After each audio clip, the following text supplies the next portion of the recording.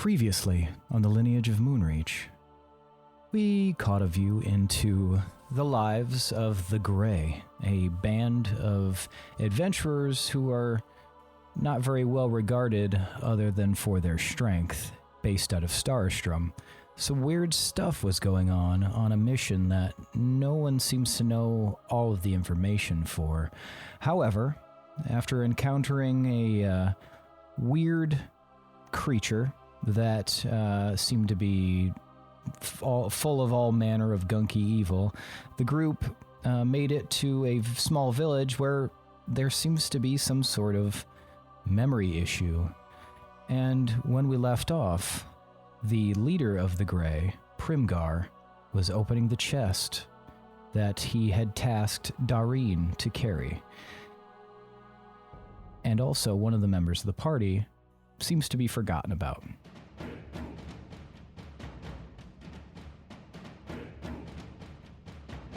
The D20 Syndicate presents The Lineage of Moonreach.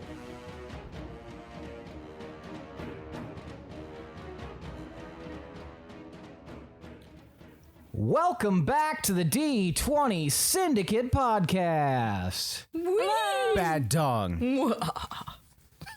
We're still spooky, weekly. right? What's that? We're still spooky, right?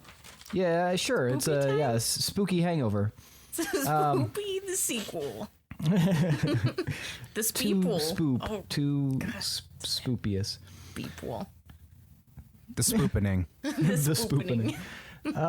We're getting there. A weekly Dungeons & Dragons 5e actual play podcast. I am your host and DM, Seth, and around the table of the internet, we have our players. I'm Billy, and I'm playing Scalendor. I'm Lindsey, and I play Decrim. And I'm Michaela, and I play Dareen. Now, you'll notice that this is the second half of a little side story that involves some different characters. So these, your typical favorites are going to be missing just till the end of this episode.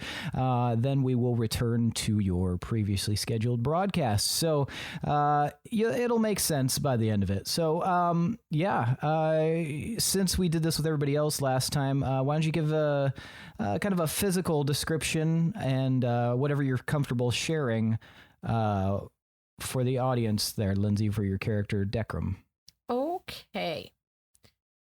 So, Decrim is, he's a human, and he's tall and lanky, and I don't know if I put this in my sheet, but he's pretty pale, almost grayish skin, and his eyes are very bloodshot. His hair is dark brown and really, like, tousled and crazy, and, I don't know, frizzy. It's wild. Okay. He looks like he hasn't slept in days, basically. And Very nice. yeah. He's just I don't know. That's about it. Decrim. That's Decrim. Yeah. In a nutshell. Yep. All right. Well, let's we'll forego the campfire question, and we'll bring that back in the next episode. However, as I mentioned, you guys were going through this town, and suddenly one of the party members, well, as far as you know, the proper amount of party members is here. Weird how that works. And as we left off, a silhouette was approaching from the darkness. And that silhouette is none other than Decrim. So the group of you are gathered around this chest in the alleyway, and Primgar had just opened it, and some blue light spilled out. And give me a perception check, Scalendor and Doreen. 17. 25. Okay, you both hear the shuffle of footsteps, and as you turn, you can see this tall, lanky form approaching. It is Decrim, the member of your party that kind of disappeared before during the fight, and you haven't seen all day. But we remember him. You remember him, yes. Dekram, what are you... Sorry, do I remember them and know them? Yep. Okay, Yep. just checking. Were you in the tavern with us? In the tavern? Tavern? You were, right? Did you get some of the lamb? It's quite shit. You have no idea what they're talking about with the tavern, Dekram.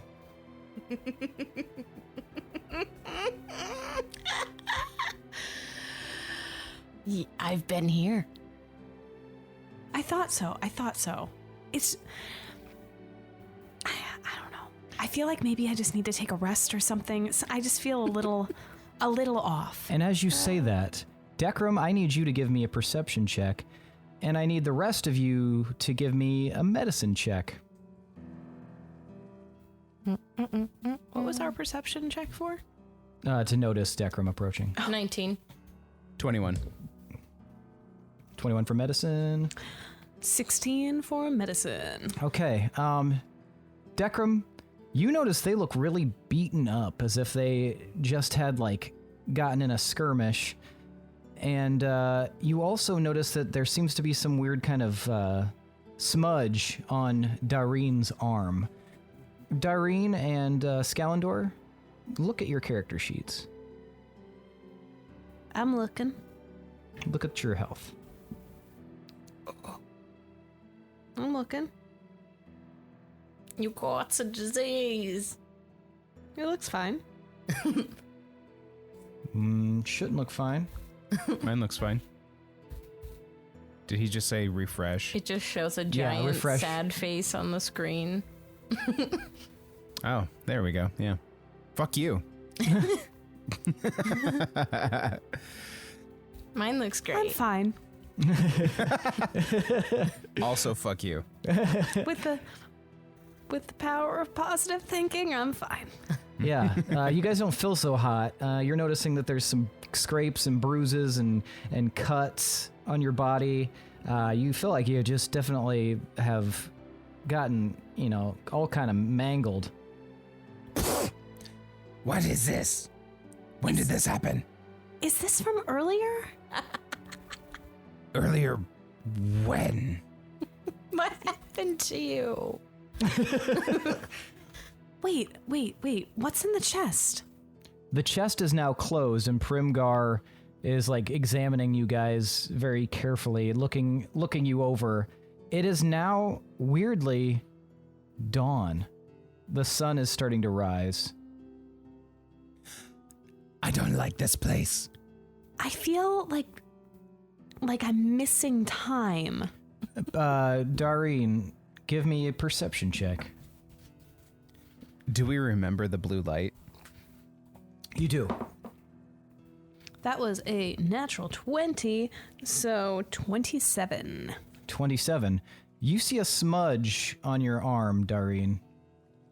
And as you examine it closely, you can see that there are 2 charcoal lines on your arm, and your fingertips have a little bit of charcoal dust on them. What? How did I get charcoal on me? This doesn't make any sense. Where? Let me see. No, look. What is this? I look at Primgar. What's in the chest? What are we doing here? What is this? I'm not sure. And as he kind of like, he moves his hand up to wipe his forehead. It's got sweat on it. He's kind of banged up too. You see that there are 2 vertical lines on his arm, but these appear to be like scratches, deep scratches or cuts on his arm, the outside of his forearm. What did that... I don't know. I'm getting a really weird vibe by this place. Dekram, where were you?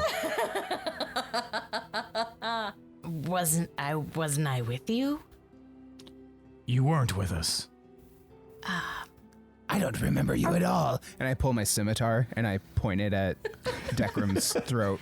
And Are we sure he wasn't with us? I swear he could have been with us. Primgar like puts his hand on your blade, Scalandor. Easy. Don't want to get in a fight here. It looks like we already did. Primgar looks around. And you guys see that it's you. You notice that, of course, you are there. Primgar's there. Decram's there. And there's only one other person. Scalandor, the only other person you see is Doreen. Doreen, the only other person you see is Scalandor. It's weird, though, because you thought there was somebody else with you just now.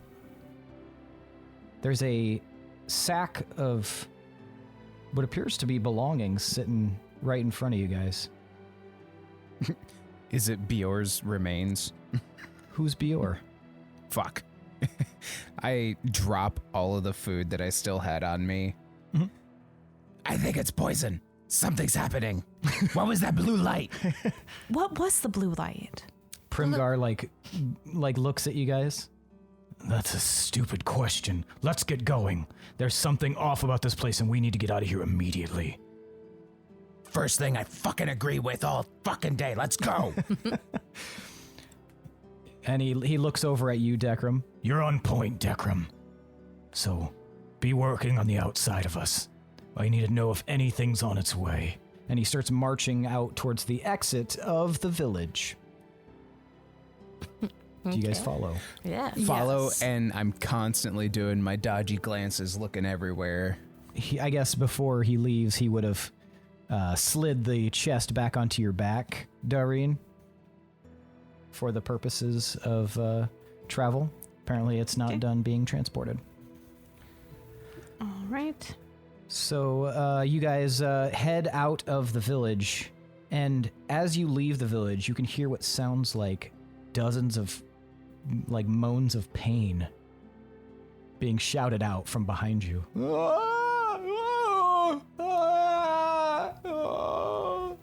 Faster. Must go faster. I don't hear anything. I'm going to start mimicking them. Stop that. I don't like it. And you guys kind of dust off through the path. And since it's daybreak, you guys are starting to feel really exhausted, as if you've been up all night and a day. You're getting really, really tired. And I'm going to have every single one of you roll a Constitution save. Yikes. Oh, my That was save almost a really good pretty roll. good. 13. Me too. Fuck. You want to 16. flute about it? Okay, so Doreen, you're completely fine, but Scalandor, sorry, it's so hard for me to remember new names. Scalandor and Decram, you two are now suffering from the first level of exhaustion. So in D&D Beyond, go ahead and under conditions, go ahead and go and click on that and then click level 1. Guys, you're not looking so good. I feel fine, I think. Don't I look fine? Well, you look like you could use some tea. Do you want some thistle tea? Okay. Yes. Suddenly very thirsty. I whip up some thistle tea. Okay, you have thistle tea available for these two. I have some myself. Okay, all three of you drink the thistle tea. It's warm and pleasant and a little hydrating. It's got a bit of a woody flavor to it. Howdy, howdy, howdy, howdy. There's a snake in my boots. And yeah, and so you guys continue on. And you get out a little ways longer, maybe an hour or two, until the cloud coverage is no longer so great and you can actually see the nice morning sun. Primgar points out a spot up ahead. We're gonna rest here for a little bit. Get your bearings, get your shit together, and then we'll move out here shortly. If you need to eat, eat. And he goes and he sits down on a log. You guys have reached this kind of like carved out section that's obviously used for resting. You can see the remains of an old campfire from at one point. And he starts like rifling through his pack, takes out some jerky and starts eating it. What would you guys like to do? Look around and does the campsite look familiar for some reason? Give me perception. 11. 11. It doesn't look familiar to you. That you can't pick out anything that looks like something you've seen before. This probably a new area for you. I'm just gonna sit propped up against a tree and just try and relax. I'm going to get out some of my tinctures and supplements and do my daily routine of that, and then I'm going to meditate for a while, do some stretching. I'm kind of laying on the ground, and then I'll just kind of cast my sword burst cantrip and just kind of like play with the knives in the air and just okay. Yeah. Oh. seems safe. So you guys are doing that. You guys can see that this is not atypical behavior, I'm assuming, from Decrum, if you guys have any experience with him. Though now you two, both, fucking goddamn it, Doreen and Scalendor, you just feel like there's just something, like you feel like there is some unifying thing that's missing from this group. It seems like a really just like weird group that doesn't seem to make any sense, but you can't get the feel for why. And then after a little while, you guys are kind of in the middle of your things, and Primgar stands up and he looks around and he says, "All right, it's time to go. Everybody get ready." Let's just put more distance between us and that fucking town. I agree. I think that's the best thing that we could do. Maybe a long walk is going to help us clear our minds a little bit and get our bearings. Well, there's going to be plenty of that. Yeah. What were we doing there in the first place? Why did we meet there? What's in the chest? Where was that blue light? What is in the chest? We've been over this. We already discussed it. I won't speak it again. I don't think we did. We did, I think. You did. What if we're calling you a liar? Yeah, that's very funny. We don't have time for your jokes. I take the pack I'm not off. joking. Stop lying to us. What's in the fucking chest? Didn't he say that he told us what was in the chest? Then you tell me what's in the chest, Decrum. I just got here then. I don't even know. So none of us know what's in the chest. So I'm just going to take it off and we'll look and then we'll all know and then we'll all be on the same page. Do not open the chest. Why? We've already discussed why. Then refresh my memory because I don't know why. What is in the chest cannot be opened again without killing us all. So we need to get it where it needs to go. Then why would you waste one of the free openings on opening it in an alley? This doesn't make sense. I had to be sure that because of everything that was going on, that it was safe. What do you mean everything that's been going on? In the village, there's something weird. Didn't you feel it? There's some sort of mind fog in there. It's messed with us. We have bruises and injuries, and we're hurt. And we've got these tally marks on our... Well, if it's in our heads, then how is it on our bodies? I don't know. Everybody check your belongings. See if there's anything weird. Everybody give me perception. Okay. Ooh, yeah. 22. 18. 11. Okay, you don't really find anything, Doreen. You are just... Nothing's out of the ordinary. Both... Well... And, Decrum, sorry. You also don't find anything out of the ordinary. But you, Scalendor, you see, like a piece of paper that's wedged into the back of your belt. and if you were to withdraw it, you open it up. It's a flyer. Pictures. It wants me to buy a salve. You open it up, and it says, "Second time, now we need to run." And the weird thing is, it's in your handwriting, Scalendor.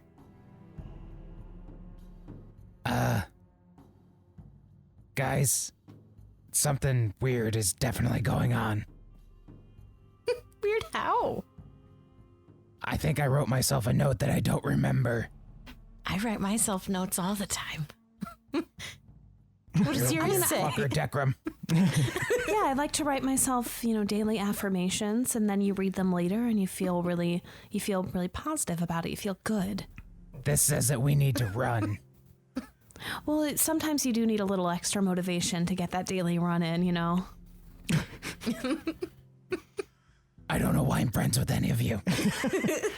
Shut up, let's go, Primgar says, and he starts down the path at a quick pace. I'll match his pace. He looks over at you, Decrum.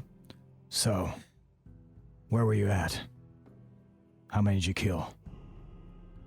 I mean, how many were left? I don't know. You chased them out into the woods. I might have lost count. They're gone now, so Okay, not an issue for us. As long as we're not going to have any tracking us or following us, I think it's fine. Oh, I think they're okay now. All right, well, don't get any weird ideas once we get to our next leg of the journey. What weird ideas would I have? I don't know, perhaps your penchant for wanton destruction. I don't know what you're talking about. Keep it under wraps while you are with us. Okay. I'll try my best for you. See that you do. And he marches up a little bit faster as if to kind of like put a little bit of distance between the two of you. I'll walk a little bit faster just to and keep keeping my eye on him. He's gonna look over his shoulder like, what the fuck? Everyone give me a perception check. So much perceiving. Mm-hmm. I don't perceive this time. I'm too busy looking at him. 16. 11. 5. Okay, so only Dareen notices this. As you guys climb up and up into the path, there is a cave not far off, maybe a quarter of a mile away from you guys. And it looks like there's a little tiny alcove that leads up to the cave as if by a ladder. And it appears like there's a form standing in front of the cave. All right. Nobody freak out and nobody make any crazy sudden movements. But there's a cave up there and there is somebody standing in the entryway. Don't look all at once. And she kind of indicates that, are you guys going to look? Yeah. Yes. Like just brazenly looking? Yeah. And I might quicken my speed a little bit. And now that you know where to look, you guys see that there is indeed a cave, and there looks to be a figure standing at the head of the cave. It's hard to tell what it is. It's still a little ways off. Is it humanoid? Kind of looks like it. Is that where we're headed? And Primgar looks back at you. It is indeed where we're headed. Wait, we're going in there? We're going in there. Wait, hold on. Why? I thought we were carrying on with the journey. We are. This is part of the journey. Part of it. Okay. I know she said no sudden moves, but I'm gonna try to run towards that humanoid or person, figure, whatever it is. So it's up about 100 feet from the path on this rock wall, so you're just going to run up and start climbing it? Probably, yeah. All right, give me athletics. Okay. Unless someone stops me, but no one's stopping me. Oh, +0. Shit. 8. 8. So you, like, in your urgency, you're kind of like rushing right at it, and you notice that the handholds are dug in, and they're not like a traditional ladder. And so as you kind of approach it, you start climbing, and you're going too fast, and you just like kind of slip and lose your grip, and then slide back to the pathway. Okay. Even though it didn't work, I'm gonna keep like scrambling and like trying to do it, and probably just slipping like again and again. Yeah, it's a little bit hard to figure out. They look like unevenly spaced and everything, so you're having a tough time of it. Yeah. You have to use your upper body strength for this. I'm gonna get there. You just wait, and then he won't be a problem. Or she. I don't know. I don't know. They. Whoever it is. Primgar kind of comes up and puts his hand on your shoulder. Dekram. Easy, easy. We'll all get up there. But this flailing around nonsense isn't gonna work. So, why don't we go up one at a time? Who wants to go first? Other than Dekram. I'll go first. All right. On your way up then. Careful with that chest. I mean, someone could help with the chest. That's what you're here for. Do you need me to roll? Yeah, athletics, please. 2. 2? 26. 26. Yeah, even with the chest on your back, you have no issues like climbing.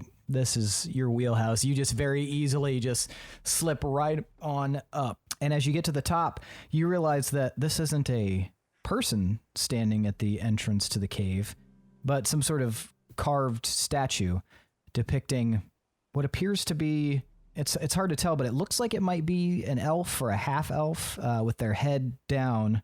They have the pointy ears and their eyes closed, and they're dressed very, very eloquently. Guys, don't worry. It's just a statue. All right. Scalendor, you're up next. Is there anything up at the top that I could get my whip around to climb up? What's the length of your whip? It has a 10-foot range. Oh, no, this is like 100 feet. Oh, Jesus Christ. Yeah. Okay. Yeah, I've got a fucking 200-foot whip. Idiot. See you later, losers. Pleb. Okay, yep. All right. I will roll them athletics. All right, go ahead. Jesus Christ. 11. You feel like you're going to have to take it slow, but you feel like if you did, you could get up there just fine as long as you're careful. It's one of the things that I have the highest bonus to. And I rolled a fucking 3. That's how it goes. But you slowly make your way up and you start climbing up. And then Primgar looks over at you. Maybe you bring up the rear. He starts climbing. He does pretty easily, even despite his size, because he's kind of like a portly guy, but like still's got like a bunch of muscle. Like he obviously looks like somebody who at one point was probably extremely muscular, but he's older now, so he's gained a little bit of weight. But he starts climbing up, and his strength just kind of wins out, and he climbs up to the top. All right, Dekram, go ahead and try it now that you're a little less feverish. Oh man, 9. I'm never gonna get there. With a 9, it's gonna take you. You can get up, but it's gonna take you a little bit longer. It'll probably take you maybe the better part of 10 minutes. Is there another way up that's faster? I don't know. What kind of abilities do you have? I don't think Dekram, use your finger strength. Does anybody have a rope? I can just haul them up. I have a rope. All right. It's hemp. I don't care. Give me the rope. Well, it's really strong. That's fine. Is it long enough to reach the bottom? It's 50 feet. He's going to have to do a little work. Dekram, Yeah? can you get up about 50 feet? Yeah. That's fine. All right, you start slowly. Finger I can't strength. believe it was just a statue. All right. So, here's what we'll do. We'll wrap this part around the statue. He ties it off. And then you and me, Wait, are we sure that statue is secure? we're still going to hold on to it. This is just for our support. You and me. You and And me. you can help me too and if you want. Tied to a statue. Oh. So he lowers the rope down to you, Dekram. All right, tie it around yourself. I will do so. Give me performance. Okay. Or not performance. Give me a straight, give me a dex roll. That was much better. Could have used that for my initial tries, but 20. All right, you are confident that you have tied to yourself with a secure knot. And then I'm going to have, with the three of you combined, you don't even need to make a roll. You're able to easily hoist Dekram up to the top. And as he kind of pulls over Dekram, now you too can see this statue that's carved there in front of the cave. Not something to kill. No, Dekram, it's not I a think- person at all. Oh, disappointing. You're really going to need to work on some of your skills here. I mean, that's troubling that 3 of us had to haul you up. But we can fix that. This is definitely something we can train on. Yeah, well, when the killing starts, Dekram will be more than capable, so maybe we cut him some slack and get in the fucking cave. Yeah, I thought maybe you were going to say he'd be the first to go. Well, Dead who weight knows? and whatnot. If, I think he'll be fine. All right, let's go. And he marches inside the cave. I guess he'll be fine as long as there's not another wall to climb. Do you guys all enter the cave? Yes. We do. All right, you guys enter the cave, and it's very, very dark. Do any of you have dark vision? Yes. I can see in the dark. I have devil's sight. Okay, so you should be, that is, you can see normally in darkness, both magical and non-magical to a distance of 120 feet, so you will be good. And you two have dark vision? Yes. Okay.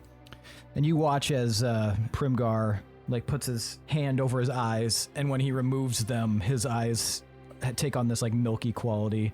Dekram, you've seen him do this numerous times as a way of combating the darkness so that he can see in it.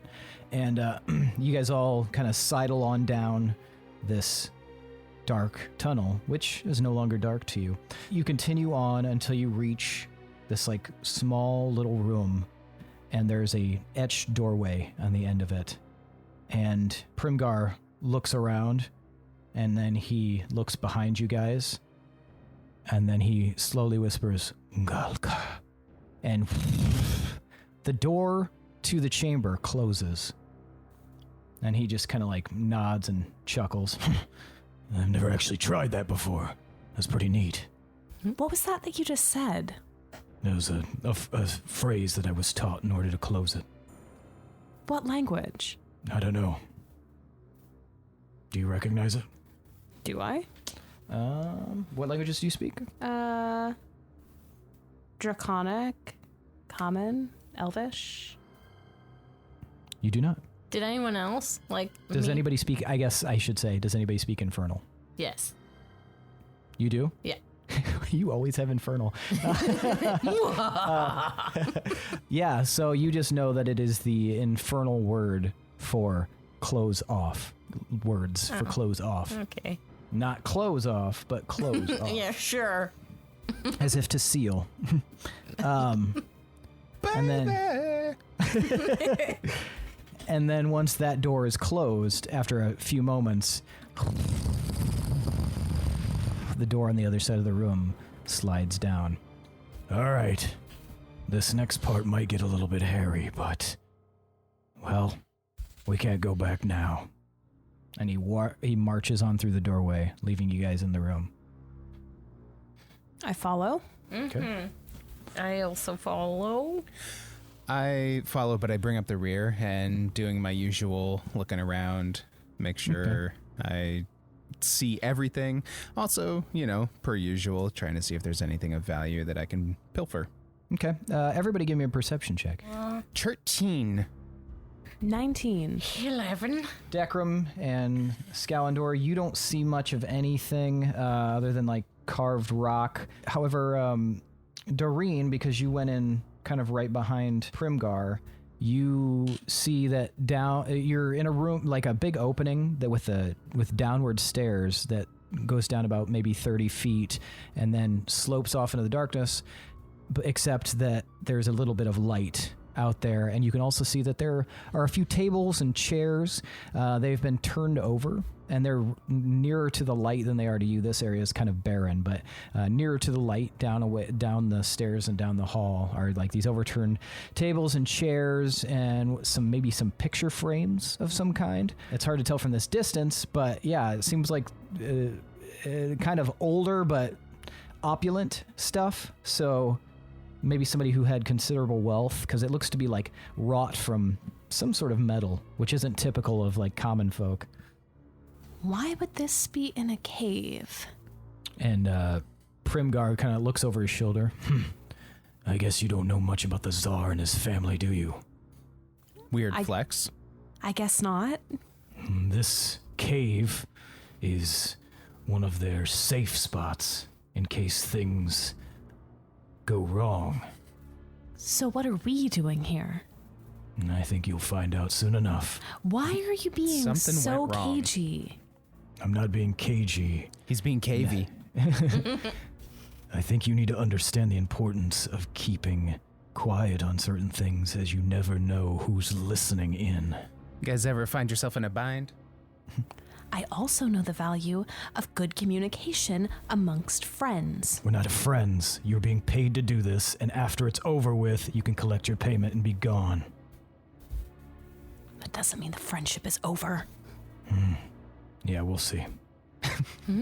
And you guys continue marching on down. Now that you're closer, Scalendor, you can see that there is these tables and chairs and stuff, and what it might be considered valuable paintings, except they're on the ground and some of the frames are broken. It looks like, and it's all covered in a layer of dust, so it doesn't look like anybody's been in here in a really long time. Scalendor has no interest in art.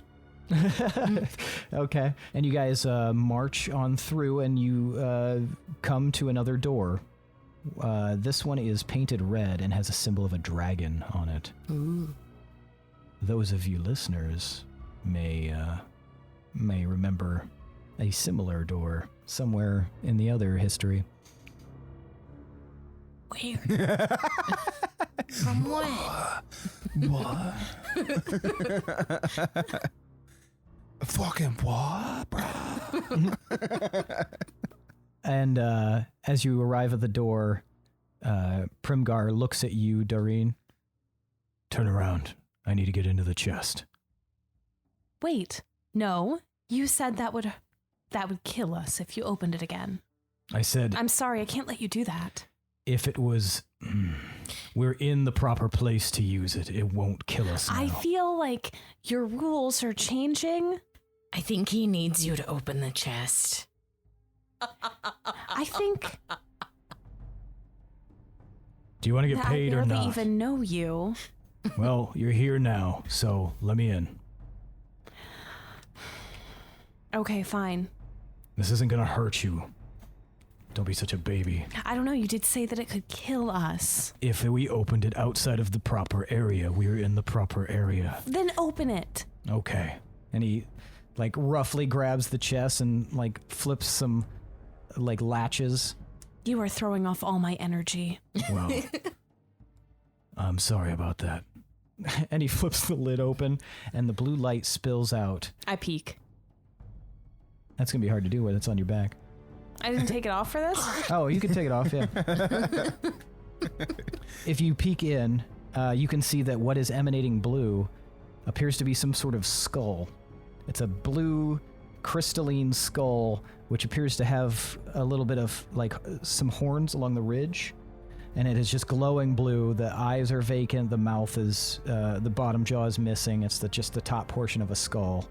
And he pulls it out, and you can see that there's some...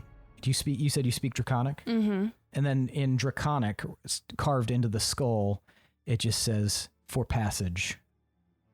And you see that there's one other item in the chest, but it's covered up by what appears to be several layers of cloth. And he quickly closes the chest and then latches it again, throws the chains around it. And then he holds the skull up to the door and... Why is it glowing blue? Honestly, I don't really know. I think it's magical of some kind. Whose skull is it? I don't know. Where did you get it? How did you know that it opens that door? Roll insight. You got it from the skull store.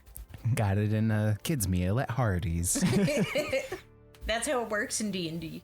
Hardee's has kids meals. It's a magical world. Get over it. 16. 16. It's you have an inclination that he knows, but he's not wanting to share the information with you. I let it be. Okay. He holds the skull up. The doors fly open, and then he looks at the skull, and he shrugs his shoulders, and then he just tosses it over his shoulder into the darkness behind him. You don't want to hold on to that? If you want it, you can take it. I don't need it anymore. Are you sure you won't need it in the future? I won't need it in the future. Let's go. That didn't seem like it weighed that much, so what else is in the chest? You'll see. And he marches through the doorway. The rest of you follow? What if it's Following. a whole person and we're actually just going to a birthday party and it's someone popping out? The candles are these glowy skulls. It's fun. Happy birthday! So yeah, you guys march in, and you're in this large circular room. Mage lights bathe the place in like a bluish hue. There's what appears to be some sort of altar set up in the center. You get the drift of this. It seems to be a very special chamber.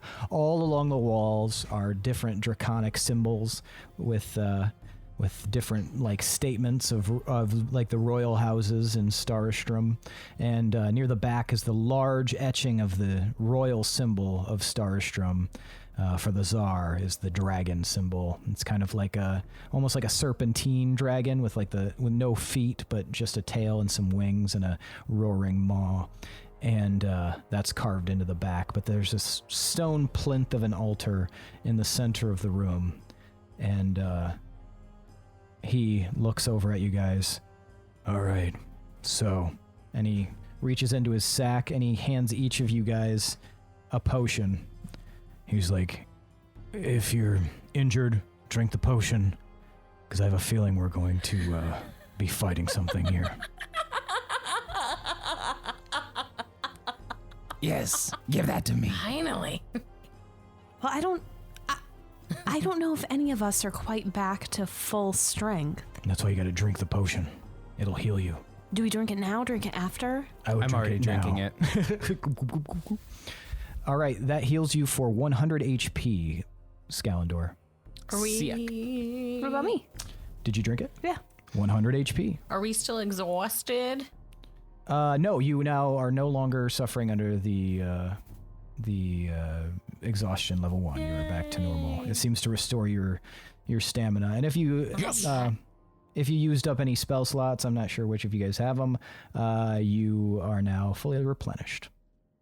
Suddenly, I can cast Wish. Get us out of here! Get us the fuck out of here. So yeah, after you guys kind of sit there, he's like, all right, let's ready our weapons. Well, I'm down a few darts. Well, I've seen you use your fists, so you might be fine in this endeavor. I'm ready. Are you ready? Let's go. All right. Give me the chest. Like, off my back, you mean? The whole thing? Sure. Are you sure you can carry it? I won't need to carry it. I just need it on the ground. Okay, I put it down. All right. He pops it open, and he moves some of the cloth out of the way and reaches in and, like, struggling, he kind of lifts it up, and you guys see that there is a stone, almost like an egg, in there that he lifts up. And he like slowly carries it over to the altar and he sets it on it. And then he reaches into his bag again and he pulls out a disc. Now, you guys have probably never seen a disc like this, but if you were the Wolves of Moonreach, you would be very familiar with a disc like this. It is a flat, like, kind of translucent piece with kind of some inscriptions on it, and it appears to have some sort of magical quality to it. And he takes out a dagger, he sets the disc on the tip of it, and it seems to just kind of stay there. And then he slowly starts spinning the disc on the tip of the dagger, and magical energy starts pouring off of it, and he presses it to his face, and it's almost like this dome of magic, kind of his face kind of goes into it, and then you can hear him talking. But you can't really hear what he's saying. He pulls it out, and the disc suddenly stops rotating. He takes it off, and he puts it into his bag. Luke, I am your father. That was a really cool trick, but what did that do? It allows me to communicate with my compatriot. Who? It's someone that I've known for a long time. Wait, I thought we were getting ready to fight. We are. This place is protected. What we're about to do, it's not gonna like. Your compatriot, or? No. The protector. The protector of this realm. By realm, I mean cave. Okay. My panic cave. If you ever find yourself in a bind, get yourself a panic cave. I'm Panic going to Cave, ready starring Jodie my Foster. hex spell if I can. All right. He places the disc back in here, into his pouch, and he just kind of smiles. He's like, You are all a part of history now. It won't take long for word to reach of what we've done here. And I thank you all for helping me achieve this end. What? What do you mean, what? I mean, I just said. you're being strangely friendly now, and it just seems like a big shift. Well, I have reached the apex of my journey here. It seems like this is the very ending thing, like maybe after a fight, but if we're going to have a fight, then it seems like maybe you're not planning on participating, or maybe you're going to die, so this seems strangely timed. Well, just know that you all participated in solidifying the Tsar of Starystrom's downfall. With this last little bit, we secure the death of his only heir. Yes. I lean down. Did you guys know that this was what we were doing? No, but I would have been much happier about doing it if I had. I feel like this is going to put some really bad juju out there. I don't know. Let's get started. I seriously am beginning to doubt your commitment to star emotion. Okay. So you guys are really into this. So, okay, fine. Sorry. I'll shut up about this one. he starts to unbuckle the armor on his chest. Yeah, just know that I do appreciate it, and you will receive your money, Dareen. So don't worry about that. And he tosses his armor in front of him. He starts pulling off his gloves as he talks. Should we all be taking these off? No, it's probably a bad idea for you to take yours off. I mean, I don't What even little have you armor. He takes his gloves off and he tosses them. He's like, things in the world are about to change for the better here in Starystrom. He removes his sword belt, and he seems to think twice about it, and then shink, he takes his jade sword out, and with one swift motion, stabs it right into the rock up to the like halfway point of the hilt or the blade. And he kind of looks at it, touches the pommel a little bit, and sighs. You know, there's a few more of these scattered all over. One of my friends used to have one. I don't know whatever happened to him, but these swords they've got meaning to them. And then he, with a final like kind of flourish, he takes off his cape and he tosses it. Anyway, thank you. And then he looks at you, Scalendor. Do it now. For the Erngeist clan. And I pull out my scimitar and I stab you in the heart. Okay. This seems out of hand, you And guys. he drops to his knees. Don't forget to collect the blood. And then he falls backwards and is still. You guys watch as the blood starts to pool underneath him, and it starts to like trickle towards the podium. Should I put something on that wound? Stay away from him. And I pull out a vial and I take the cork out with my teeth and I just start and I hold it up to the wound and let blood flow into the vial.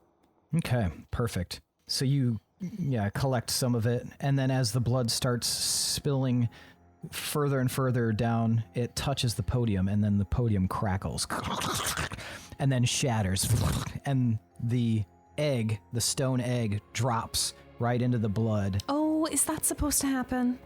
And then it too starts crackling, and then it shatters, and you can just see that there's like this shimmering orb in the center, and it suddenly floats up and casts a light all over the room. And now it's a lot more well lit, and you guys can see that this light is highlighting things that you didn't notice before. Perhaps they weren't even apparent before the light shone on them. But you can see what appears to be a mural carved into the walls, and it goes about halfway across the wall, and it shows like the rise of kingdoms and wars and things of that nature. And then the last thing it shows is a figure ascending above the mountains with wings on their back. And that's the last thing that it shows in the mural. And then the light starts to sparkle. And standing in the center of the room, summoned by the light, is this large serpentine creature. It coils like a snake, but it has like little legs that come off the side. It's like lots of them, almost like a millipede. And it's got large wings that it stretches out for a moment, and then, seeing the space that it's in, slowly furls them back up. It's got this big diamond-shaped head and gigantic fangs that drip with what appears to be venom, and it levels 2 red eyes at all of you. Roll initiative, please. Hell yeah. Oh my god. Aww. 29. 10. 14. You got 10? Yeah. Okay. 14. Makes no I have a sense. plus 12 to initiative. Bloodthirsty. Oh, Lord. wait a minute. Yeah, this dude is... Scalendor's kind of a badass. I All didn't right. mean for him to be. I kind of Well- wanted him to be like a pathetic little shit, but he turned out badass. Speaking of Scalendor, you're going to go first, but before that, this creature, after leveling its gaze at you, like rears back so that it's probably 30 feet off the ground now. It's huge. And it opens its jaws, and you hear this voice tumble out even though it's not moving. Who are you? We're the bringers of your demise. I'm Doreen. The hand. I'm Doreen. I have a flyer. Bronislaw, I have some literature that you might want to consider. you maybe have heard of my family shop, Bronislaw's Tinctures and Wellness. Stonebarrow? I have not heard of you. Why do you enter my chamber? Well, we sell tinctures and, other wellness items. I cork the vial and put it away and take my scimitar out of Primgar's chest and grab my whip and go to fucking town. What about you, fucking Decrum? Sorry, I said fucking because I was trying to remember your name and I remembered it, so it just came out as fucking Decrum. That's okay. Fuckrum. What about you, Fuckrum? So I don't think I've ever in my life readied a spell ahead of time. Does that mean that I can cast the spell and do something else, or just cast the spell? You're just preparing to do it on your turn. You can even hold your turn as well, so. Because I already prepped Hex, but I just wanted to see. So I didn't know if you cast narrative, kind of like how he withdrew his weapons and were ready. I didn't know if narratively you wanted to say something or do something. Yeah, I was gonna.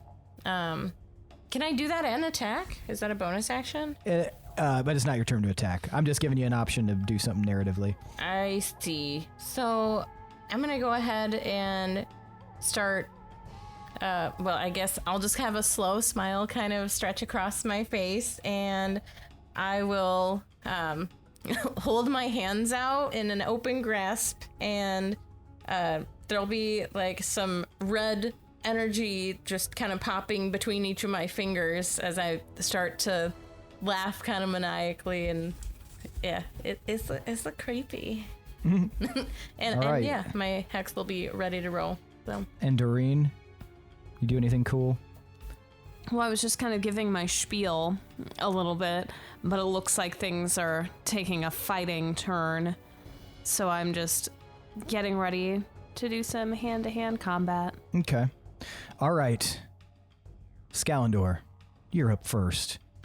I'm going to try and skitter behind the giant snake bug. Okay. It's about 20 feet in front of you. There's about 50 feet of room behind it.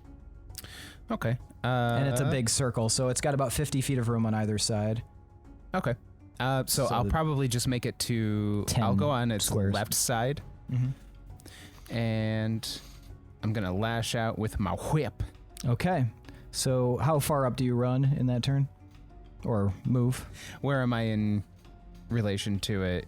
You're like 20 feet in front of it. And so you've got about 50 feet on either side until you'd hit a wall, and then behind the creature itself is about 50 feet. So I'd like to go up towards it about 15 feet, and then to the left of it about 10 feet. Okay, gotcha. Okay, so you kind of run forward and then strafe to the side, and you're going to attack? Yes, please. Okay. All right. Let's see here.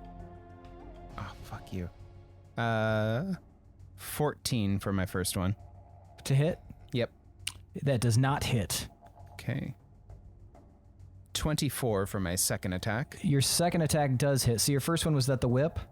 Yep. And so you lash out at it, and it kind of serpentines back. Serpentine. And it snaps air where it was just at. So it's a quick mover. You can divine that. So with your second attack, was that also the whip? Yes. Okay, so that one hits true. Go ahead and roll damage. That is 6 damage. All right, 6 damage. And I'm just going to whirl around and do one last whip crack at it. All right, go ahead and roll. That is a 26 to hit. 26, that hits. Excellent. Damage is going to be another 6. All right, so you've done 12 damage to this thing so far. So you're like, whoosh, whoosh, whoosh, and it's insolence. And after that second attack, it's going to strike at you, Scalendor. All right. Let me see. What's your AC? It is 14. 14. So this attack hits. It hits you hard with the open fangs, and it is able to kind of stab you a little bit with its teeth, and it actually knocks you prone as it does it, or actually Give me a strength save. Bear claw. 20. It does not knock you prone. You're able to somehow, like, it still hits you, but you're able to, like, kind of pivot to the side, and so the creature doesn't get the full force of it. You are going to take 38 damage. Oof. And it rears back. Now it's your that's the end of your turn? Yeah. Okay. Doreen, it's your turn.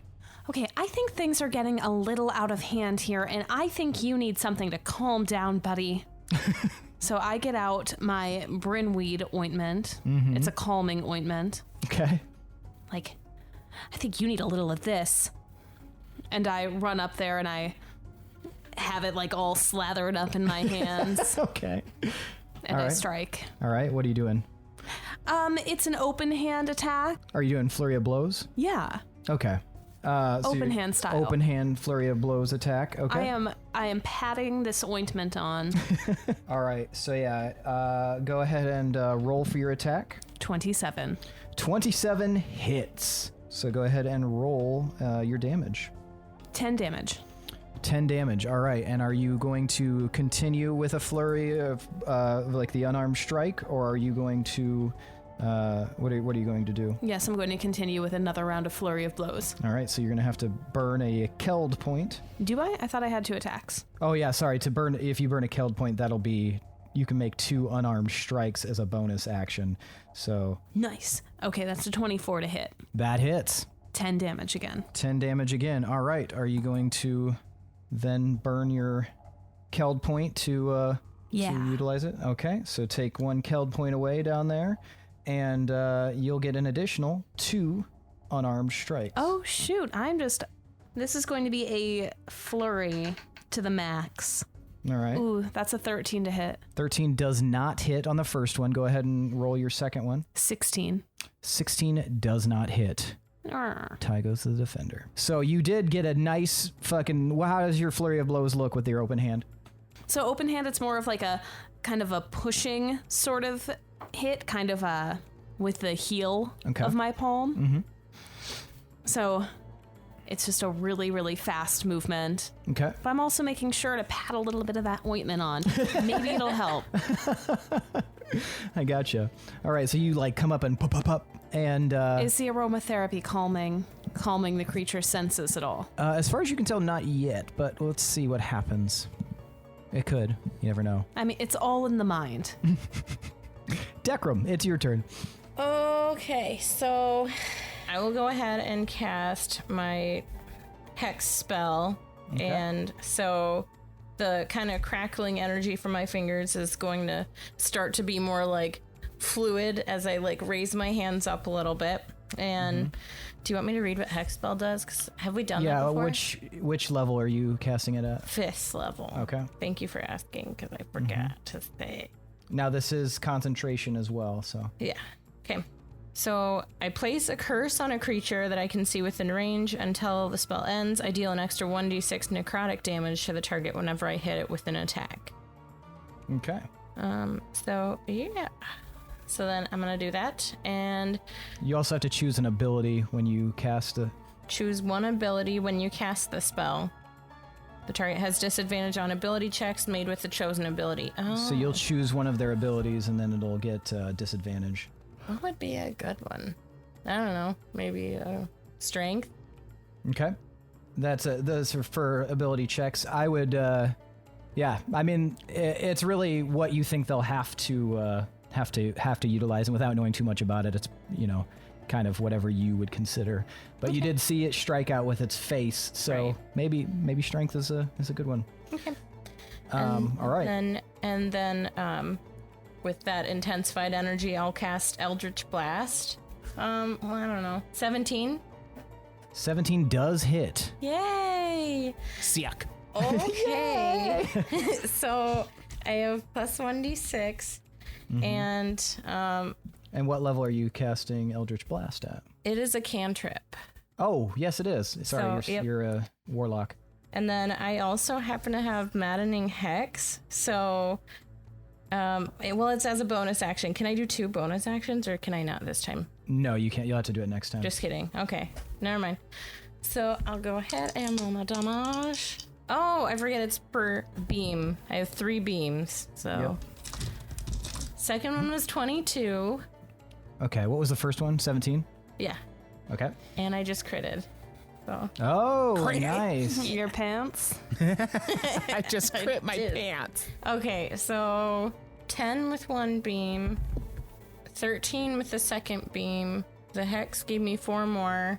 And then what do I do for the crit one? You would take roll still? it's your what you'll do is how we do crits is you take your max damage that you could possibly do with that one attack, and then you will roll again and add like the modifiers or whatever. Okay, so that'd be 18 plus 5, 23. 23. So holy shit. So you guys watch as Decrum. How does your Eldritch Blast look? It is going to be a big, strong red beam of crackling energy. And, 3 of them? Yep. And as I shoot those out of my fingers, I'm just going to be like, just like maniacally laughing. How does that sound? I can't maniacally laugh good. No, I've that been was trying. pretty good. That was pretty good. Put effects on it, Tomas. Make it sound scary. All right, and so these, it just hits the serpent, and it like, and then the additional necrotic damage. You can see like this like dark smoke start to like appear where you hit it, and it's like,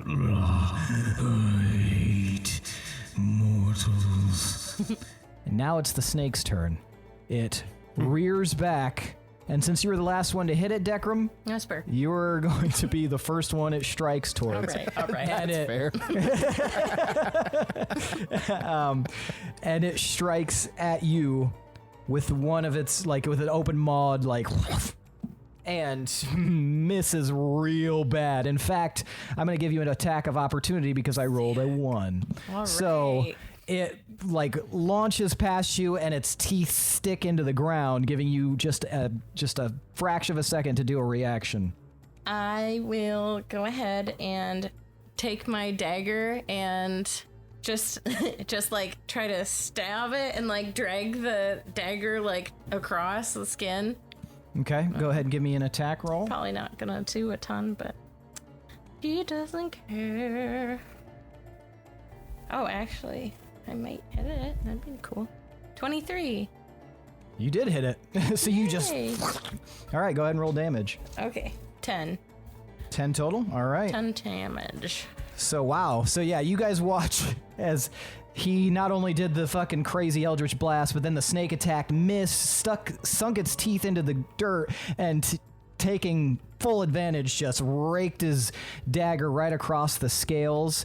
And then you saw some more, like, black smoke kind of curl out of it.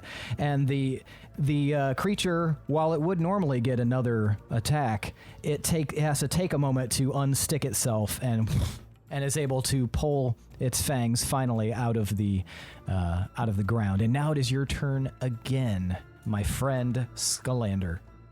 Scalendor. Scalander. I can't even read my own handwriting. I wrote it down because I'm like, all right, it's going to be visible. I'm going to see it. By the end of this, I'll have it. Definitely for Newt short. Scalander. All right, so I'm going to continue my circling around back of the bug snake. Mm-hmm. And is it coiled up, or does it have like a little bit of a tail butt hanging Yeah, out? so yeah, it's got a little middle section that's kind of coiled. There's a little bit of tail hanging out the back, and then there's a lot of upper body that's exposed.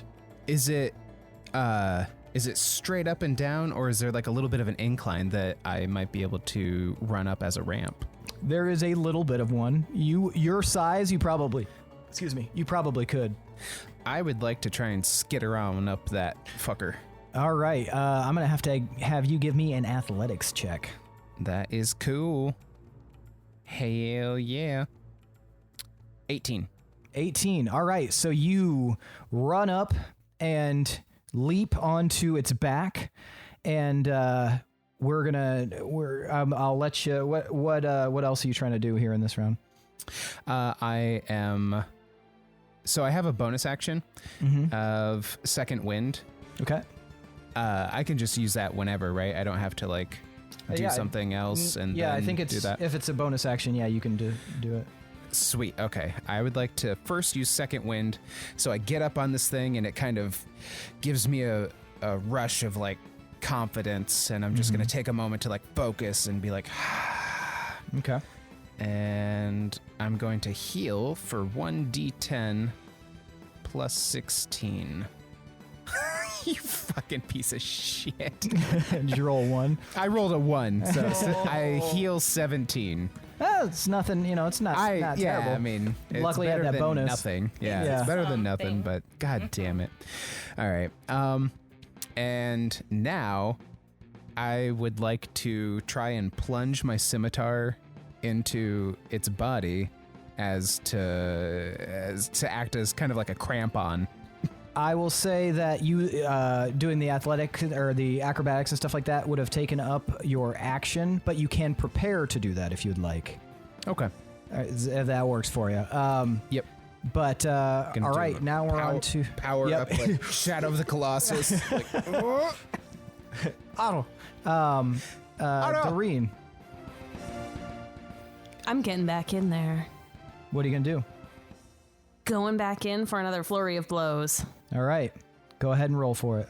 25 to hit. 25 hits. That's going to be 9 damage. 9 damage. All right. And what can I identify as like a weak point on this? Would it be like its snout? I will allow you to do a perception check, but you won't. If you do this perception check to take time to examine it, you won't be able to do another flurry of blows.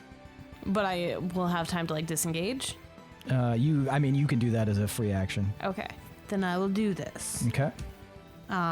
Butts. That's gonna be a 9. A 9? Yeah, you can't really discern something with the chaos of the battle right now. Perhaps if you stepped away, you could, but right here in the thick of it, you're not even really able to see the full picture. So. All right, then I disengage. Okay. All right. Decrum. Yeah. So I'll go ahead and stick with my tried and true, and now I can use my maddening hex as a bonus action. Do I have to do it before I guess Yes. Okay, You will have to. so I'm gonna go ahead and in my features I have maddening hex, so I'll go ahead and cast my bonus action of maddening hex. Okay. Is anyone within 5 feet of the snake person? Yes. I am upon the snake person. Everyone is within 5 feet of the snake person. Okay, so don't hate Except me. for you, I guess. Don't hate me, guys, but Fucking fireball. Would you care if they hated you? yeah, I mean, Decrum sure doesn't. So Decrum kind of feels a little bit like he doesn't have any kind of leash anymore, because the only people he listened to are both dead or presumed dead. So he's just gonna kind of let out another maniacal laugh and cast Maddening Hex, which will deal 5 psychic damage to everyone, I guess. Because, yeah. Do I have to roll for that one? It equals your charisma modifier. You must be able to see the cursed creature, and it must be within 30 feet of you. I don't see... As a bonus action, you deal +5 psychic damage to the target cursed by your hex spell or other cursing warlock feature that you can see if it is within 30 feet, and also to creatures of your choice within 5 feet of the cursed target. Oh, in your choice. That's if you choose to. Mm-hmm. So you may not choose. It's up to Decrum, but you might not choose to focus on them, or you might. Decrum's a wild card. Mm-hmm. That's what I'm saying. He'll just hit everybody in the room, probably, if they're all within 5 feet. So, yeah. So then I'll move on and cast my Eldritch Blast again. So everyone is going to take 5 points of psychic damage. Yuck. Sorry. Not in character. Okay. And then I rolled It's not as bad as I 19 thought it for would that Eldritch Blast. Okay.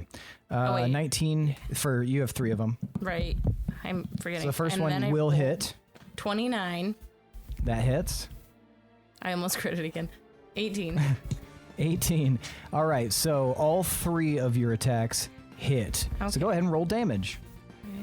10, 8, 14. 10, 8, 14. Gotcha. Plus All right. my hex that's ongoing. So So an additional plus 5. All right. Okay, so those 3 beams hit it, and then more black, cursed smoke rises up from each attack, and that seems to really piss this snake off. It starts like writhing around.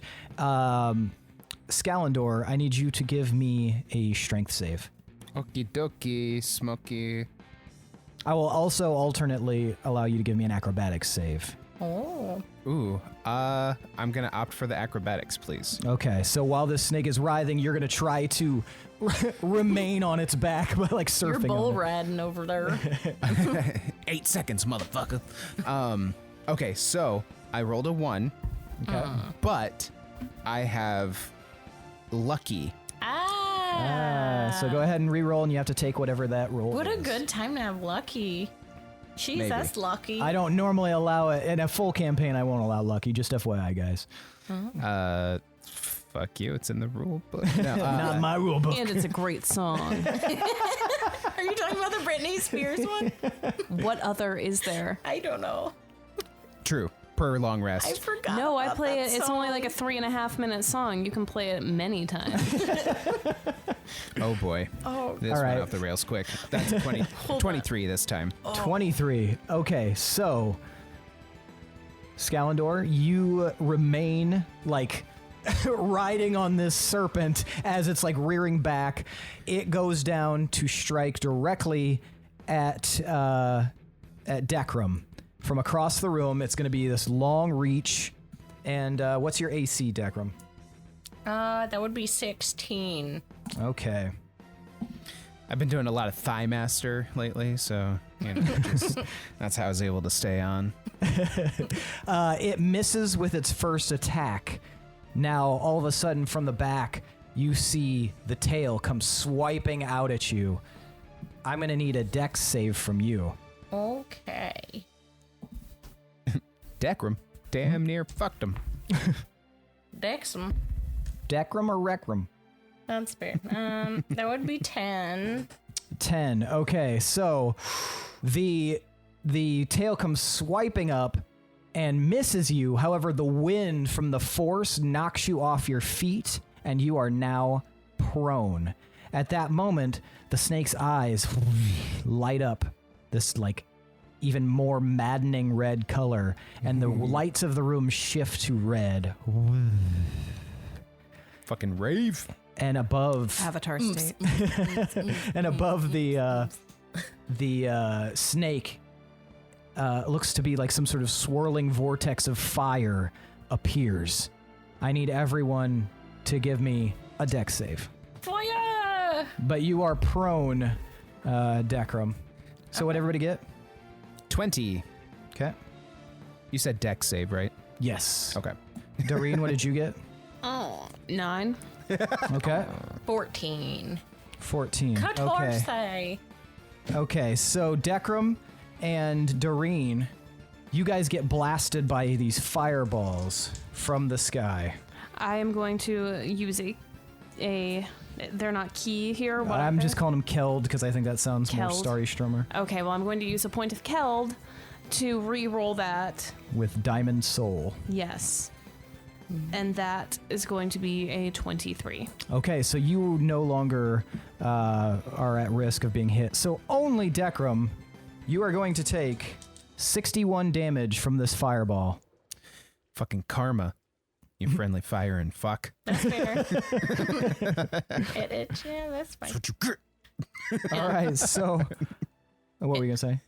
In response to that, he'll let out like a loud like scream, but then he'll like finish off in the same breath, just like just laughing again. So it's just like a Yeah. Okay. Scalendor, it's your turn. All right, I'm gonna try and take that plunge of that sword into his bate. All right. Go ahead and attack. All right. Attack. Hell yeah. 21 to hit. That hits.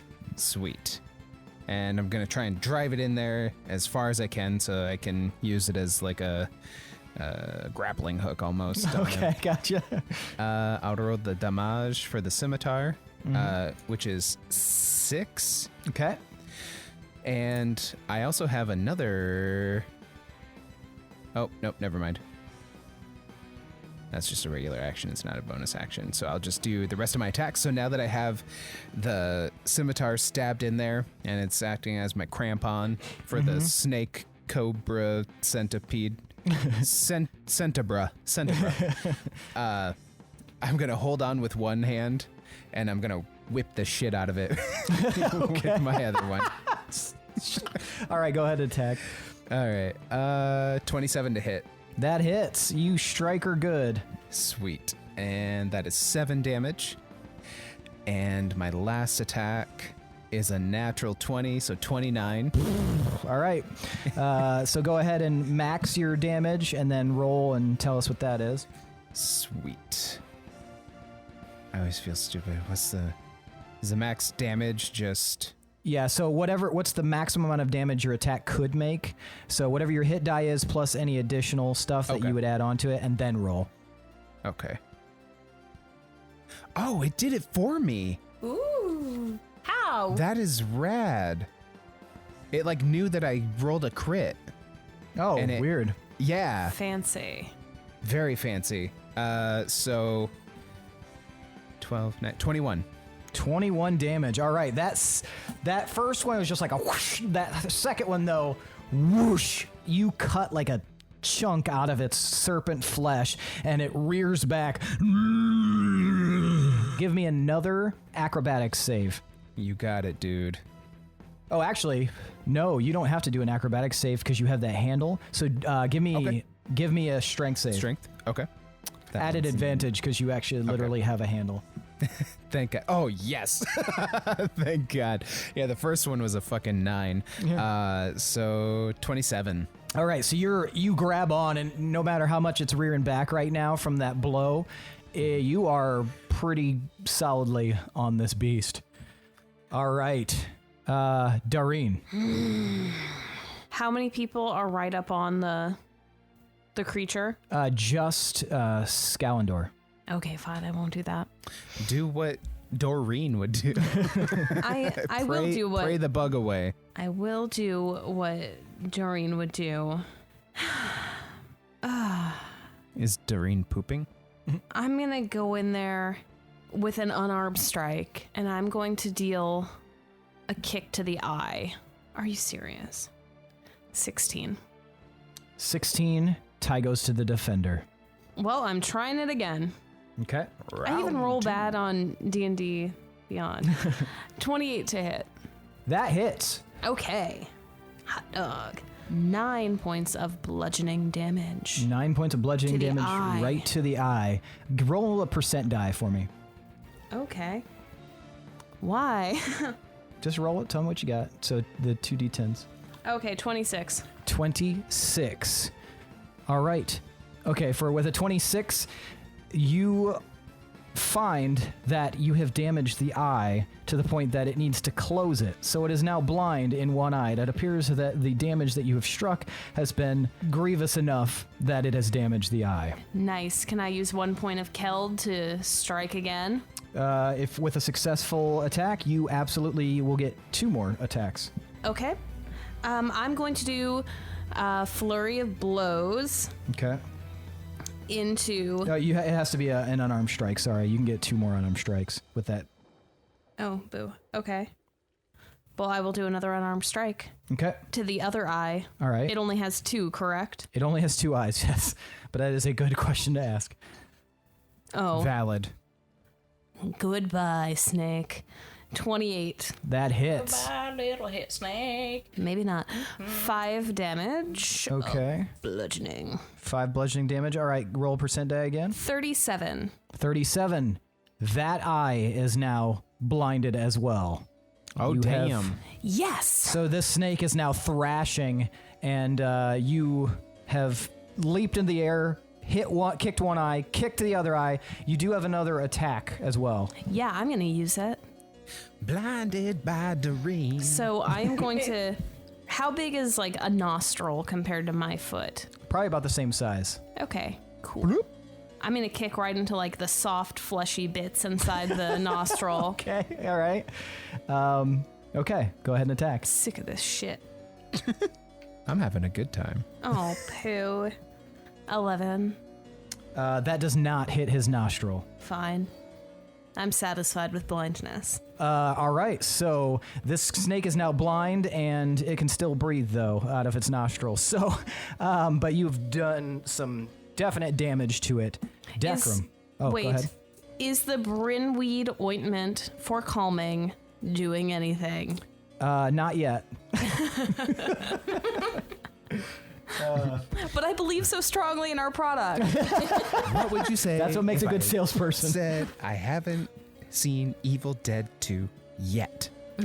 All right, so Decrum, it is now your turn. Okay, so since he was just injured pretty good, he's gonna try something a little different, and he'll start to kind of quietly mutter something in Infernal, and then he's going to start like quietly laughing, kind of crescendo into a really loud laugh as How does he that sound? casts- Oh, fuck.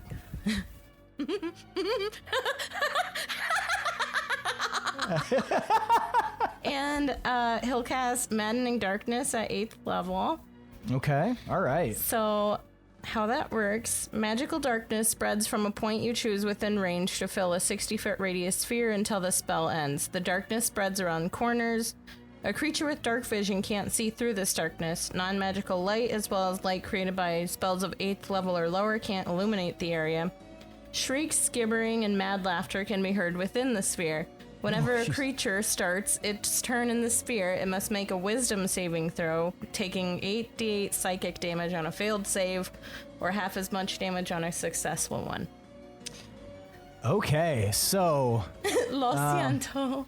so this like shroud of blackness surrounds in a 60-foot radius around the serpent, also bathing both Scalendor and Dareen in this darkness, and all you guys can hear is like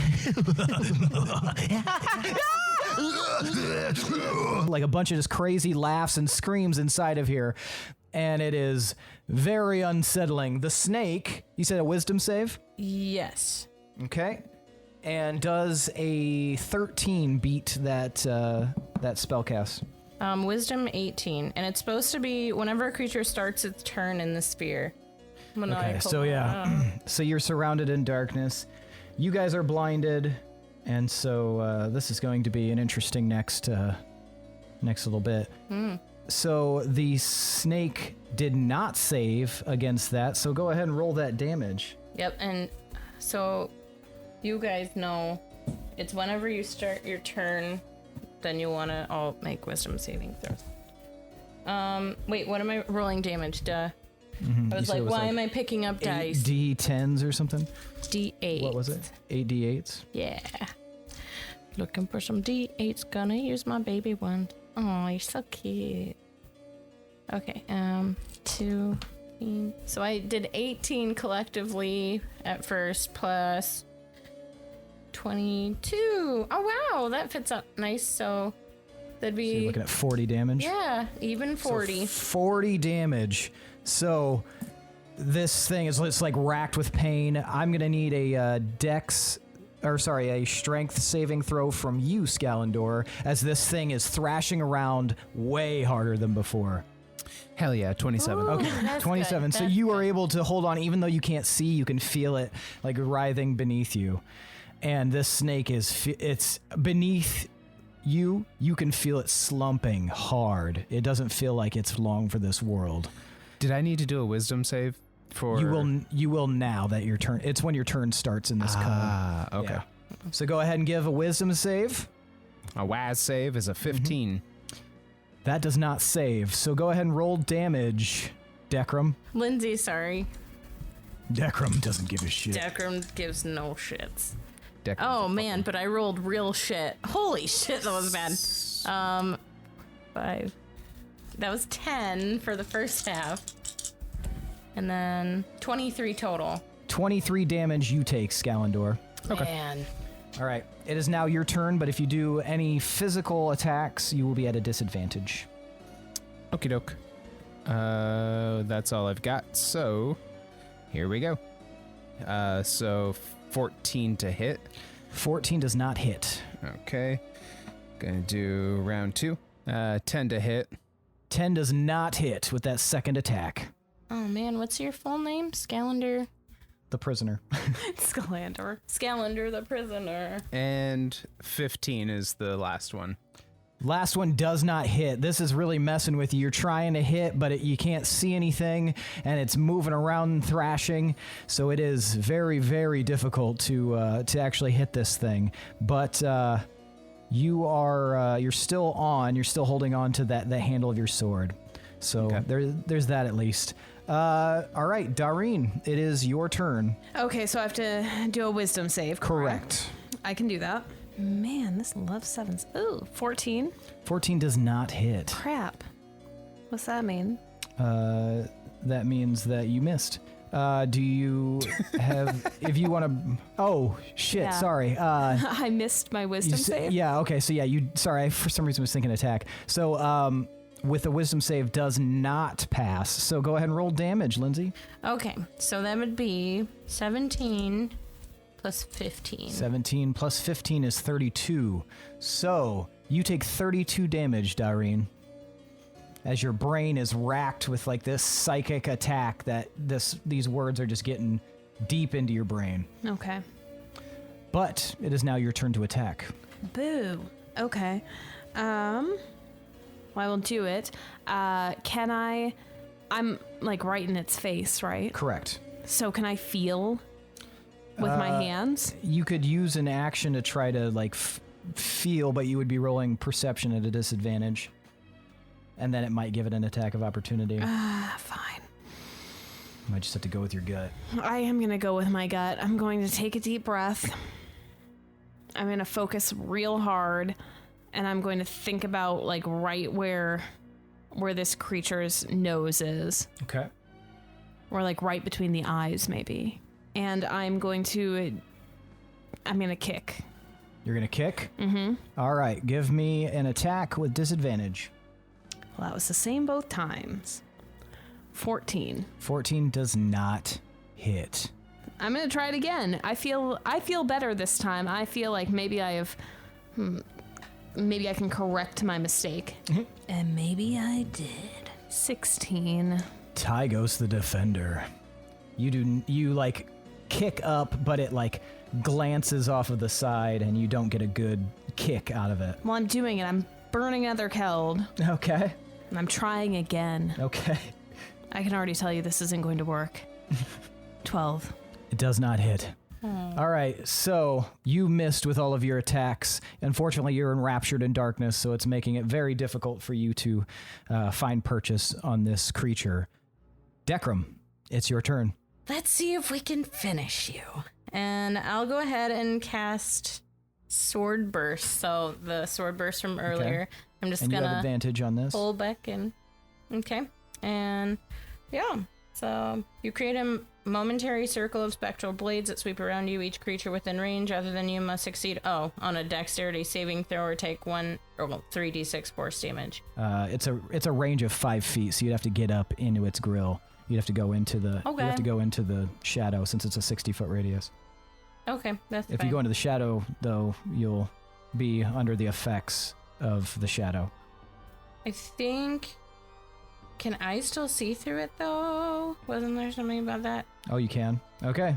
Yeah, then I'll do that. So that would be a dex save of 18. It does not save. 16. All right, 16 for damage. Show me what you got. Yeah. I feel like I haven't gotten a kill in a long time. I just had to be evil. So the swords I was playing with earlier, I'm gonna kind of play with them a little bit, and then I'll run up and turn my gaze towards the snake dude and kind of like push my hands forward, and all the blades will come forward, just like stabbing him all over. Okay, so and the snake is just fucking filled with holes and ripped to shreds, and it disappears in a bright shower of light. And you, if you want, you can drop the concentration on your cone of darkness now that you know that it's in. So that collapses. Scalander falls to the ground, not having anything to hold on to. Doreen is standing like there, kicking nothing.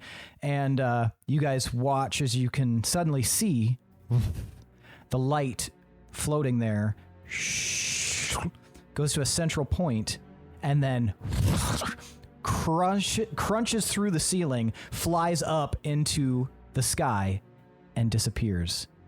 Then everything begins to shake, and pieces of the ceiling begin to fall. Any last words? Oh, are we dying? You don't know. We have to get the fuck out of here. I'm just gonna laugh. I want to leave. I'll laugh and keep my swords up and just like, I don't know, just be playing with them as I wait. I have no loyalty to these happen. people. I am jumping ship. I'm running out. So you run towards the door, and we pan out, and we watch as this cave from maybe 500-600 feet above crumbles. Then we switch it up.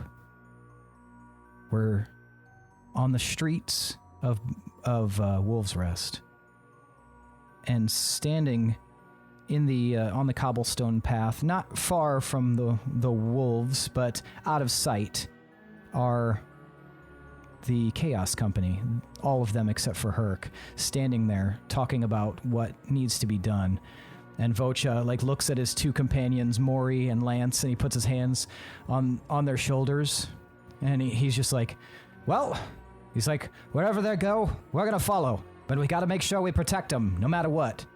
And then he feels a hotness, and he turns, and he reaches into his bag, and he sees his disc, and it's a very familiar looking disc, and it suddenly crumbles. And he looks up at Lance, and suddenly this beam of blue light from the sky strikes Lance, and he just looks up all shocked, and all of a sudden he explodes into a blue flame. Next to the Wolves of Moonreach, where Gorbel seemingly disappeared, Yarfrey stumbles, and he grasps out for the wolves, and suddenly he too disappears in a shower of blue sparks. And that's where we're going to end for the night. Oh no. You are so mean. That's my uncle. You just killed his uncle. Willem gonna be okay? Whiskers. You just killed Uncle Whiskers. You take my family, and then you give me family, and then you take them again, and then you give me another family. Look, they didn't keep giving Harry Sirius Blacks. You didn't just get a series of Siriuses. He got right now. He got Sirius, he got Dumbledore, and they both died. So, spoilers to you listeners who haven't read the series. Oh man. How to survive in D&D, not be Willem's family. Pretty fucking was much. almost a limerick. You took my sister, you took my parents, you took my uncle. What else we got? Yikes. No, you still have that You'll find a girlfriend of new yours that's sister alive. and just be For like, now. no. Not technically family, but Well, yeah. So, why don't you guys tell me now that we've gone through that, what you liked about your characters and their just unknown being fate. a piece of shit. Being a piece of shit. Yeah, it was kind of fun. like Willem can do some like pretty shady stuff or like pretty on the fence as far as morality goes, but being able to just be like, whatever, looking out for number one, that was kind of fun. Yeah, what about you, Lindsey? You didn't get to do this last episode. No. Which made me really sad because I was listening and I was like, oh no, there's not someone to make really bad jokes and get us off task.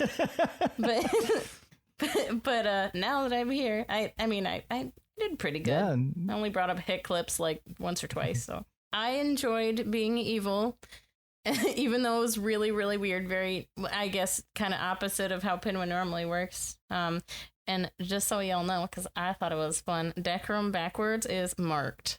So, because he has like, I don't know why, but I was like, he's gonna be like super evil and like make plans for a one shot. Tomas was like, why are you putting energy? Like, he's like, this is a one shot. Why do you even have much of a backstory? I'm like, I don't know. I don't care. He's gonna be way evil. Maybe I was in a bad mood that day. I don't know. but yeah. So that was. Well, as long as you had fun with it. Fun. Yeah. Even though I felt bad hurting you guys, but Decrum didn't. he was fine. Didn't. That What was about Tuesday. you, Doreen? I felt like I was a little stunted with my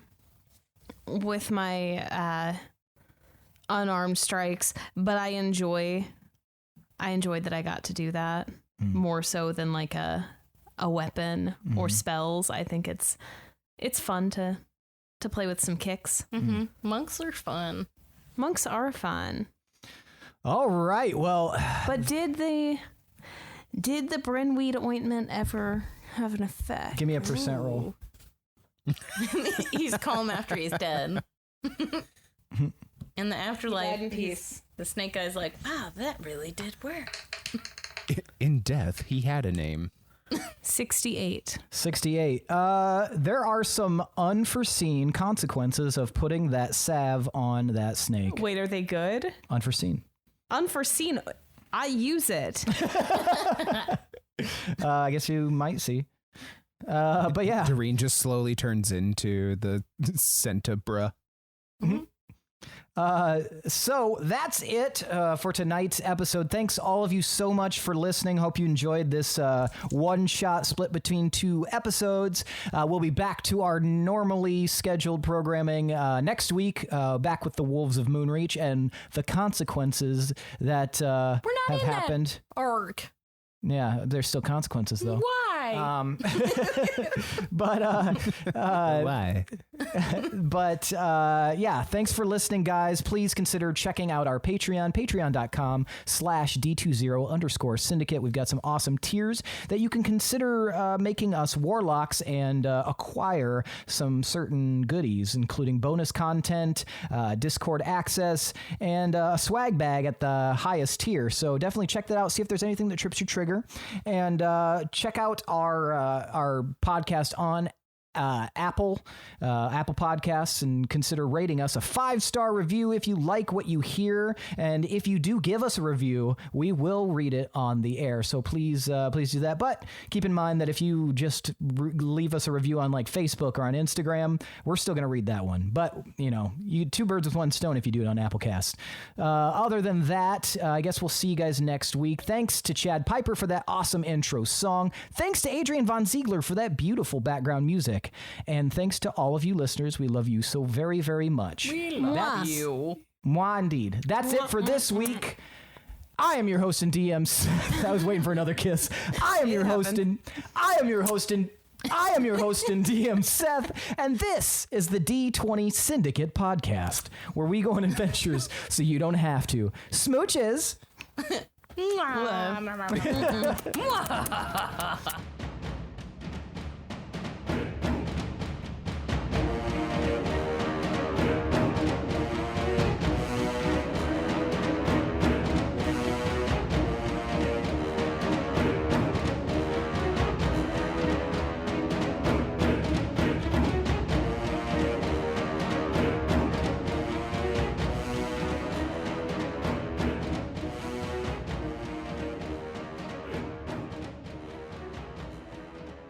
Hold on one sec, guys. I might need a sec.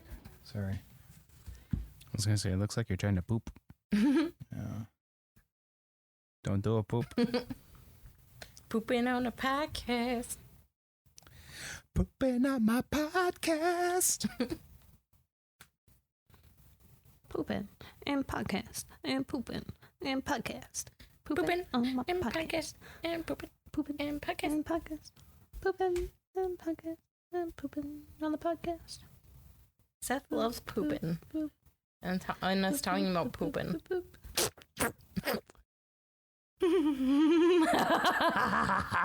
Make it scary, Tomas. Make it scary. I can't.